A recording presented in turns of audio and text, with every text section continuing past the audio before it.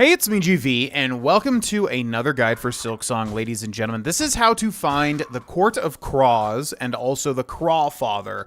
Basically, two different secret bosses that are kind of tied to the same exact thing. They're pretty much the same boss, but they're just kind of separated into phases.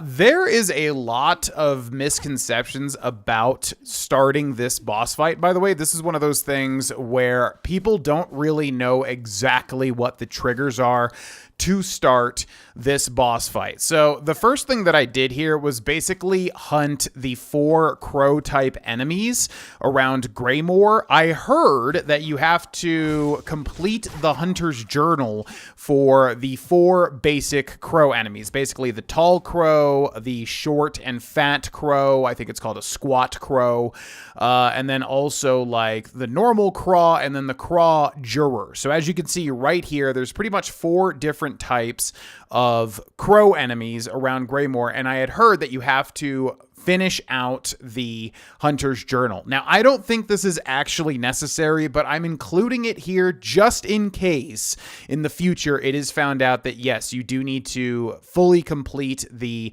hunter's journal for these 4 enemies. So by the time that I did this, I already had the basic Craw defeated, and I'm betting that you will too. The Craw jurors are over here with all of these bouncy balls, basically all the way to the right of Greymoor, and these little flags right here show you where the eventual Crawfather boss fight will be.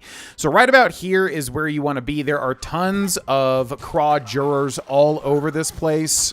As far as the other 2 types, they seem to only be here in Act 3. Basically, what I did was I went to the top of this room.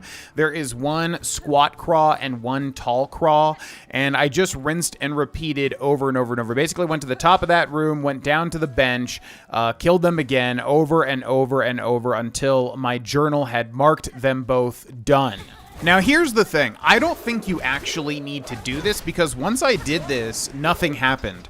I'm pretty sure this is kind of just like an internet rumor, or maybe you do need to kill some of these enemies, but I don't think you need to max out the hunter's journal.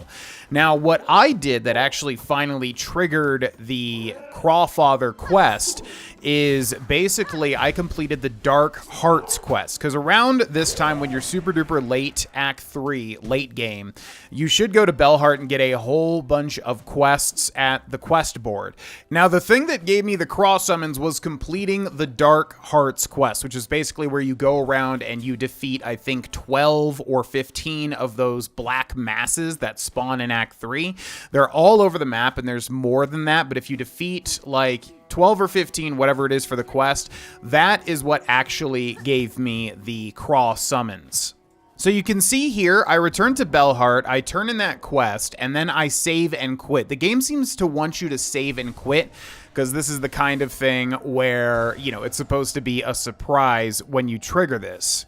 So yeah, I complete that quest, and then I sit on the bench, and I save and quit, and the next time that I load the game, there's basically a weird cutscene and sound, and then the Craw summons appears to the right of me, I guess Hornet's right, you know what I mean, to the left. And then basically, once you have that, you can take it all the way to the right of Greymoor, and that will let you finally fight this boss. So that is where we are headed, all the way over here to the right of Greymoor. You can enter that room that's over there where you fought all these guys earlier in the game. And then if you head right to this spot, you can turn in the Craw summons and begin this secret boss fight. Now, basically how the boss fight goes, it's yet another gauntlet. This game loves its gauntlets. And then you actually fight the Crawfather himself, who also spawns a bunch of crow enemies. Ultimately, not that bad, mainly just because the Crawfather gives you a lot of time to hit him. I feel like that's the thing in Silksong. A lot of enemies and bosses just give you a lot more time to actually land hits on them than the Hollow Knight bosses did. Maybe that's just me getting acclimated. But anyways, so first off, we have a gauntlet here. Pretty standard stuff. Just a bunch of flying enemies, which the best tip that I can say is obviously get your timing with your jumps right and landing your hits with whatever crest that you're using. I am using the Wanderer crest, which honestly makes it a little bit difficult when you're fighting flying enemies just because the hitbox is lower, although I am using the long claw, so my hitbox is a bit bigger. And then also I'm using the silk shot tool, which I don't feel like I used this entire fight. Also the faster heal tool, which has been super duper helpful for my playstyle. Basically just always hitting things, going super aggressive, and if I get hit too many times, I am ducking to the side and getting a very quick heal off. And yeah, I'm using the Pale Needle, or whatever it's called, Silk tool as well, or Silk ability, which I don't think I use more than maybe once. Honestly, the Silk skills just feel kind of like a waste because my playstyle is so much towards just being aggressive and hitting with the nail.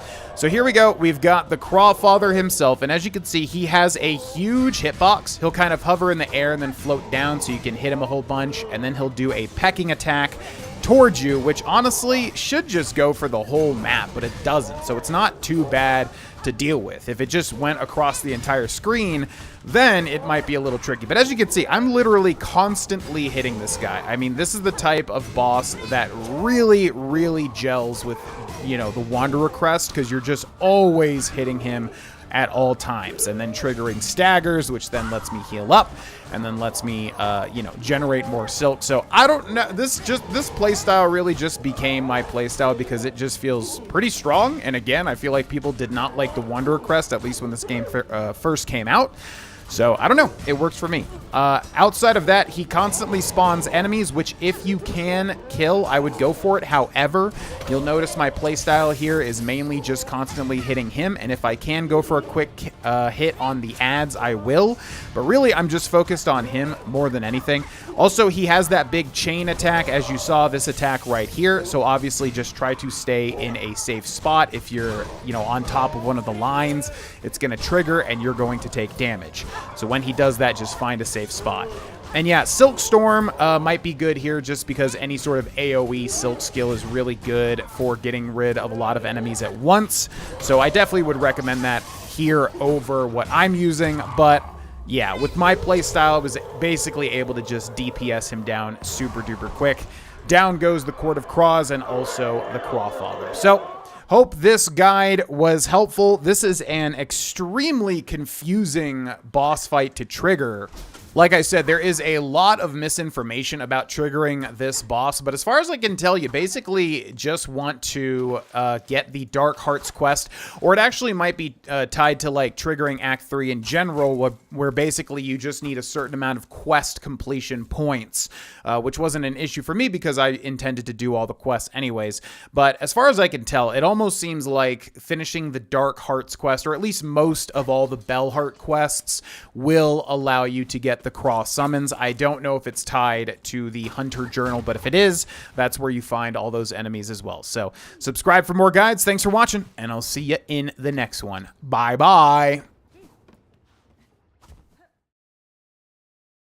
Hey, it's me, GV, and thank you for watching that video. If you would like to see more, there is a ton of bonus completed series and more to come on the Patreon right up here. Also, check out these videos. And then finally, if you would like to support this channel and become a member, you can do so by clicking join under the video, and you'll get early stuff. Thanks for watching, and I'll see ya in the next video.